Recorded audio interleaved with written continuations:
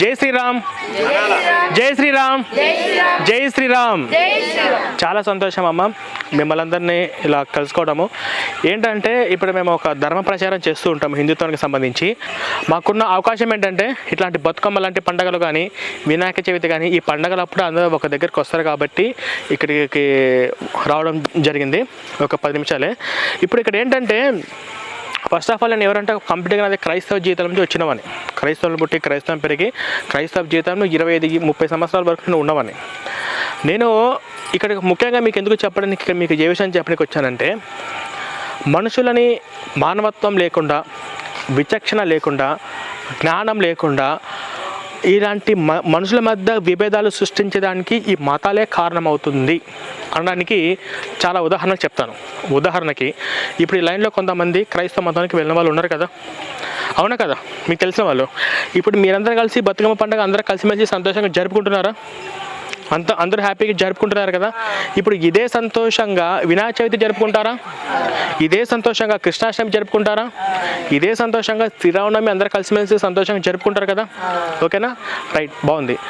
ఇప్పుడు ఆ క్రైస్తవ మతంలోకి వెళ్ళిన వాళ్ళు ఉన్నారు కదా, వాళ్ళు మీతో పాటు కలిసి సంతోషంగా జరుపుకుంటారా? వాళ్ళు నిన్న మొన్న అంటే ఒకవేళ ఒక 5-6 ఇయర్స్ క్రితము వాళ్ళు కూడా ఇక్కడ ఉన్నవాళ్ళే కదా, అవునా కదా, నేను తప్పు చెప్తున్నానా? అక్కడ ఉన్న ఇప్పుడు ఈ లైన్లో ఉన్న మతం మారింది ఎక్కువగా, క్రైస్తవులు ఈ లైన్ వాళ్ళే కదా మతం మారింది. మతం మారిన వాళ్ళందరూ కూడా మిమ్మల్ని అక్క చెల్లెలాగా కలుపుకున్న వాళ్ళు, అమ్మ అంటూ ఆప్యాయంగా మిమ్మల్ని పిలిచిన వాళ్ళు, మీతో పాటు కలిసి పనులకు వచ్చిన వాళ్ళు, మీతో పాటు కలిసి ఇటువంటి పండుగలలో సంతోషంగా జరుపుకున్న వాళ్ళు. వాళ్ళ పండుగలకు మీరు వెళ్ళారు, మీ పండుగలకు వాళ్ళు వచ్చారు, ఒకరి పిండి వంటలు కూడా మీరు షేర్ చేసుకున్న వాళ్ళు, అందరూ కలిసిమెలిసి సంతోషంగా ఉన్నవాళ్ళు. కానీ ఇప్పుడు వాళ్ళు మిమ్మల్ని ఎలా చూస్తున్నారు? అన్యులు. వాళ్ళు మిమ్మల్ని ఎలా చూస్తున్నారు? విగ్రహారాధికులు, బొమ్మల్ని పూజిస్తున్నారు. వాళ్ళు పెళ్ళిళ్ళైన దేవుళ్ళను పూజించుకుంటున్నారు. వాళ్ళ భావన అదే కదా. తప్పు చెప్పాను నేనేమన్నా? వాళ్ళకు అలా భావన ఎలా వచ్చింది? వాళ్ళు అలా ఏంటి అసలు తయారు చేసిందో తెలుసా? అదే ఈ క్రైస్తవ మతం. ఈ మతం వాళ్ళకు అదే నేర్పించింది. ఈ మతంలోకి వెళ్తే మానవత్వం ఉండదు, శాశ్వతంగా కోట్ల సంవత్సరాలు నరకంలోకి వెళ్ళిపోతారు. తెలుసా మీకు ఆ విషయము?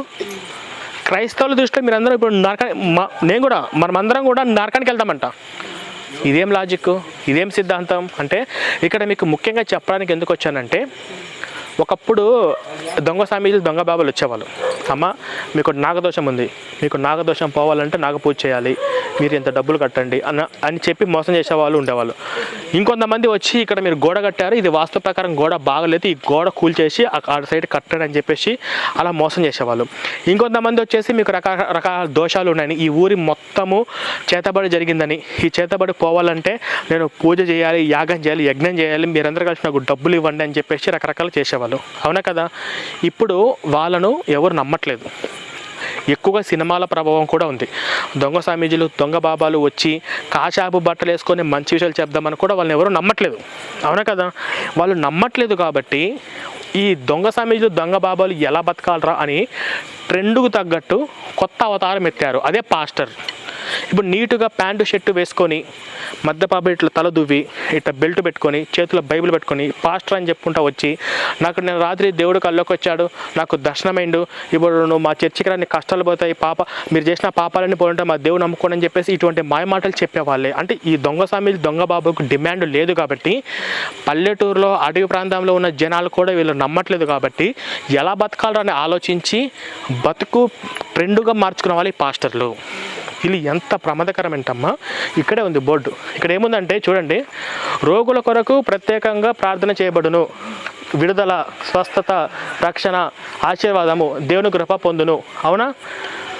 అంటే రోగులను వీళ్ళు ప్రార్థన ద్వారా నయం చేస్తారంట. కొందరికి స్వస్థతలు చేసినట్టు డ్రామాలు ఆడించి కొందరికి జరిగినా అంటారు. ఎవరికి యేసు ప్రభు స్వస్థతలు చేస్తారు, ఎప్పుడు చేస్తారు, ఏ సమయంలో చేస్తారు, చేస్తారా చెయ్యరా, క్లారిటీ ఉందా లేదా? ఇప్పుడు ఈవిడ గారు క్రైస్తవంలోకి వెళ్ళి వాళ్ళ కొడుకు కొంచెం బాధలో ఉన్నప్పుడు, ఫిట్స్ వచ్చినప్పుడు వాళ్ళ పాస్టర్ ఫోన్ చేస్తే అమ్మ హాస్పిటల్కి వెళ్ళండి అని చెప్పలా, మీ అబ్బాయిని తీసుకుని చర్చికి రా అని చెప్పారు. ఆ రోగం ముదిరి ఇప్పుడు ఇక్కడ ఓకే సేఫ్, అదృష్టం బాగుంది. ఇలాగా రోగాలు ముదిరి ప్రాణాలు కోల్పోయిన వాళ్ళు ఎంతమంది ఉన్నారు?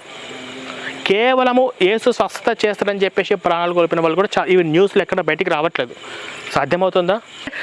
మనుషులు ఎప్పుడైతే వీక్గా ఉంటారో, ఎప్పుడైతే మనుషులు బలహీనంగా ఉంటారో, వాళ్ళకు రోగాలు ఉంటాయి, కష్టాలు ఉంటాయి, సమస్యలు ఉంటాయో, ఈ సమస్యలు మనుషుల బలహీనతను అవకాశంగా మార్చుకొని అట్లాగా వాళ్ళు స్వస్థతలు చేస్తాం, రోగాలు తగ్గిస్తామని చెప్పేసి వాళ్ళు ఇట్లా ప్రకాళ్ళు పట్టుకొని వస్తూ ఉంటారు. వాళ్ళ నుంచి మీరు జాగ్రత్త పడండి. పొరపాటుగా కూడా ఆ మతం ఏంటి, ఆ మత సిద్ధాంతాలు ఏంటి, అసలు ఆ మతం ఎక్కడ పుట్టింది, ఆ పుట్టిన చోట ఆ మతానికి విలువ ఉందా లేదా, అసలు ఎవరు యేసు ప్రభు, మనం ఇప్పుడు చేసే పాపాలకి అప్పుడెప్పుడో చచ్చి రక్తం కార్చడానికి ఏమైనా సంబంధం ఉందా అనే విషయాలు మనము మినిమం ఆలోచన కలిగి ఉండాలి. ఇక్కడికి చర్చికి వెళ్ళిన వాళ్ళందరూ కూడా మన వాళ్ళే. వాళ్ళు ఎట్లాంటి వాళ్ళు? అన్ని మతాలు సమానమే, అందరూ దేవుళ్ళు ఒకటే, ఏ దేవుడు ఏ మతమైనా ఒకటే అని భావనతో వెళ్ళిన వాళ్ళే కదా. వెళ్ళిన తర్వాత వాళ్ళు ఇప్పుడు ఆ భావన ఉందా, మా యేసు తప్ప వేరొక దేవుడు లేడు, మీ దేవుడు రాళ్ళు విగ్రహాలు అని అలా అంటే అన్ని మతాలు సమానం అని అనుకున్న వాళ్ళే ప్రమాదకరం. అవునా కాదు? అక్కడికి వెళ్ళిన వాళ్ళే. అంటే బైబిల్ చదివి అరే నాకు యేసు క్యారెక్టర్ బాగా నచ్చింది, అరే ఈ బైబిల్ మాత్రం భలే ఉందని చెప్పి వెళ్ళిన వాళ్ళు ఎవరు కాదు. అందరూ కూడా ఇలాగే వెళ్ళిన వాళ్ళే. మనం ఈ ఆలోచన మార్చుకోవాలి. మీరు మీ పిల్లల్ని పెంచేటప్పుడు ఎలా పెంచుతారు? చర్చికి, మసీద్కి, గుడికి, ముడికి తేడాలు చెప్పండి. మీరు క్రిస్టియన్ పాప ఉంది, ఇంత చిన్న పాప అనుకోండి, క్రిస్టియన్ ఇంత చిన్న పాప గుడికి వచ్చి బొట్టు పెట్టుకొని ప్రసాదం తింటే ఆ పాప వాళ్ళ అమ్మ నాన్న ఊరుకుంటారా? ఇంత చిన్న పాప ముస్లిం పాప ఉంది, ముస్లిం పాప ఇప్పుడు మీతో పాటు ఇక్కడికి వచ్చి ఈ పూజలో పాల్గొంటే వాళ్ళ అమ్మ నాన్న ఊరుకుంటారా? వాళ్ళని ఎలా పెంచుతున్నారు? వాళ్ళ పిల్లల్ని, ముస్లిం పిల్లలు కానీ క్రిస్టియన్స్ కానీ వాళ్ళ పిల్లల్ని ఎలా పెంచుతున్నారు? అమ్మ మన యేసు తప్ప వేరే దేవుడు లేడు, మన బైబిల్ తప్ప వేరే గ్రంథం లేదు అంటుంటారు. ముస్లిమ్స్ వాళ్ళు మన అల్లా తప్ప వేరొక దేవుడు లేడు, మన ఖురాన్ తప్ప వేరే ఏ మత గ్రంథం నమ్మొద్దు అని చెప్తారు. కానీ మనం ఏం చెప్తున్నాం? గుడి మసీదుకి వెళ్ళినా వెళ్ళని అంటాం, చర్చికి వెళ్ళినా వెళ్ళని అంటాం. ఇది తప్పు, పాపం, ఇది మహాపాపం చేస్తున్నారు. ఈ పాపము చెయ్యబట్టి మన తాతలు మన నాన్నలకు చేయబట్టి, మన నాన్నలు మనకు చేయబట్టి ఈరోజు ఈ ఊర్లో ఇంతమంది విడిపోయి వాళ్ళు ఇలా మనుషులు మూర్ఖంగా తయారవుతున్నారు, అజ్ఞానంలోకి వెళ్ళిపోతున్నారు. అంటే మన సంస్కృతికి దూరం అవుతున్నారు. టోటల్గా దేశభక్తికి వాళ్ళ కుటుంబాలు గొడవలు కావడానికి కారణం కూడా ఈ మతాలు, ఈ మత మార్పిడి, అన్ని మతాలు ఒకటైన భావనతో పెంచడం వల్లనే ఇలా జరుగుతుంది. హిందుత్వం తప్ప వేరే ధర్మం గొప్పది కాదు. సర్వేజన సుఖిన భవంతు అని చెప్పింది ఒక హిందుత్వం మాత్రమే. మన హిందుత్వం ఎప్పుడు వదిలిపెట్టకూడదు అని మన తాత మన నాన్నకు చెప్పింటే, మన నాన్న మనకు చెప్పింటే ఈరోజు ఈ ఊరిలో 6 చర్చిలు వచ్చేటియా? దేశవ్యాప్తంగా ఇన్ని చర్చిలు వచ్చేటియా? ఇప్పుడు మీకు తెలుసా? మీకు మన భారతదేశానికి స్వతంత్రం ఎప్పుడు వచ్చింది? ఆగస్టు 15, 1947 కదా. ఆ రోజు 35 కోట్ల మందిలో ఉన్న జనాభాలో 90% హిందువులు ఉండేవాళ్ళు. ఈరోజు 140 కోట్ల మంది జనాభా. ప్రపంచం మొత్తంలో ఎక్కువ జనాభా కలిగిన దేశం మన భారతదేశం. ఈ 140 కోట్ల మందిలో 60%కి పడిపోయారు. మీరు తూర్పుగోదావరి జిల్లా వెళ్ళండి, ఒక్క చిన్న ఊరిలో 20 చర్చిలు ఉంటాయి. ప్రతి వీధికి ఒక చర్చి ఉంటుంది. ఏ 2 చర్చిలకు పడవు, ఏ 2 పాస్టర్లకు పడదు. ఈ చర్చికి వెళ్ళవాలి, ఈ చర్చికి వెళ్ళకూడదు, ఈ చర్చికి వెళ్ళాలి, ఆ చర్చికి వెళ్ళకూడదు. ఇలాంటి కండిషన్స్ ఉంటాయి. మీరు చూడండి, మీరు హ్యాపీగా రాములవారి గుడికి వెళ్తారా? అట్టి చట్టం కృష్ణ గుడికి వెళ్తారా? అట్టి చట్టం ఆంజనేయ స్వామి గుడికి వెళ్తారా? అట్టి చట్టం శివుని గుడికి వెళ్తారా? అమ్మ మీరు ఆంజనేయ మొక్కారు కదా, శివుని మొక్కకూడదని ఎవరన్నా అంటారా? మీరు కృష్ణుని మొక్కారు కాబట్టి ఇక్కడ నరసింహస్వామిని మొక్కకూడదని చెప్పేసి ఎవరన్నా అంటారా? జస్ట్ ఈడ చర్చి చేసే, ఇక్కడ చర్చి చేసే, ఇక్కడ ఉన్న చర్చి చేసి ఇక్కడ ఉన్న పాస్టర్ని వదిలిపెట్టి ఇక్కడికి రండి అన్నారు అనుకో, ఆ చర్చిలో ఉన్న పాస్టర్ వాళ్ళని ఎట్లా చూస్తాడు? ఆ కుటుంబాన్ని ఒక్కసారి అక్కడికి వెళ్తే అర్థమవుతుంది.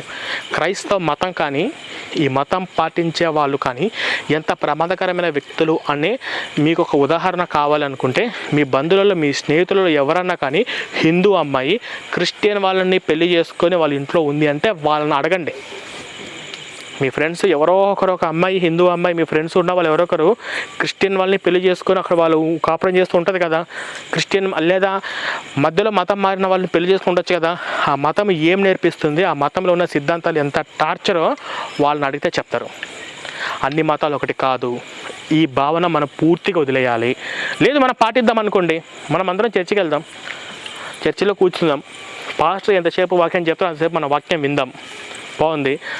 సరే, ఇక్కడికి వచ్చి మన ప్రసాదం తింటారా? వాళ్ళు ఎవరికి ఇంపార్టెంట్ ఇచ్చారు?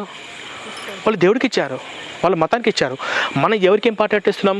ఎదుటి మనిషికి ఇస్తున్నాం. తప్పు, వద్దు. నీ దేవుడు నీ గొప్ప, నా దేవుడు నా గొప్ప. ఆదివారం చర్చికి రమ్మంటారు, మేము వస్తాం. ఆదివారమే కదా, చర్చే కదా, మేము వస్తాం.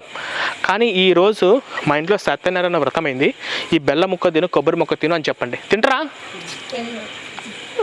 రావులేగా నువ్వు నేను ఇచ్చే చిన్న బెల్ల ముక్క నువ్వు మా ఇంటికాడికి వచ్చి, మనం ఎవరన్నా ఏ హిందూ అన్న క్రిస్టియన్ ఇంటికి వెళ్ళి మా మతంలోకి, మా హిందూ మతం రెండని చెప్పి మనం ఎప్పుడైనా చరిత్రలో మనం అడుగుతామా? కానీ వాళ్ళు మా మతంలోకి రండి, మా యేసు నమ్ముకోండి అంటుంటారు. కానీ ఇక్కడ ఏంటంటే మనం ఇచ్చే చిన్న బెల్ల ముక్క తినరు, మనమంటే గౌరవం లేదు. అలాంటి వాళ్ళు మనం వాళ్ళని ఎలా చూడాలి అలా చూడాలి, తప్పు. ఎట్టి పరిస్థితులను కూడా వాళ్ళతో మనం ఎంత, మీకు కేవలం జాగ్రత్త చెప్తున్నాను అంతే. మనుషుల మధ్య మతాల మధ్య గొడవ పెట్టేకి నేను రాలేదు. వాళ్ళు ఎట్లాంటి వాళ్ళు జాగ్రత్తగా ఉండండి అని చెప్పడానికి మాత్రమే నేను ఇక్కడికి వచ్చాను. ఇంకో విషయం ఏంటంటే ఈ పాస్టర్లు ఎంత ప్రమాదకరమైన వ్యక్తులు మీకు అందరికీ తెలియాలంటే, ఇందులో బైబిలు,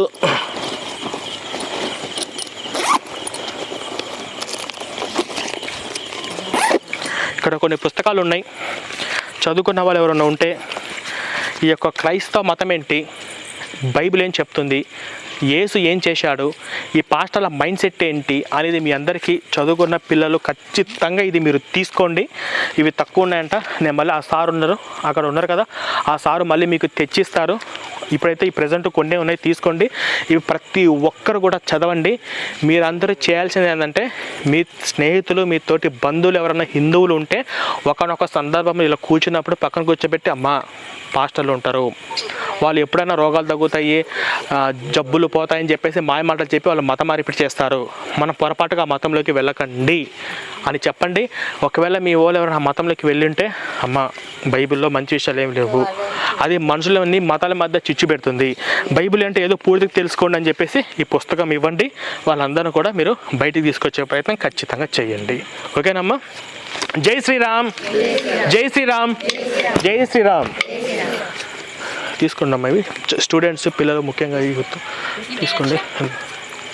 కొన్ని ఇస్తాను.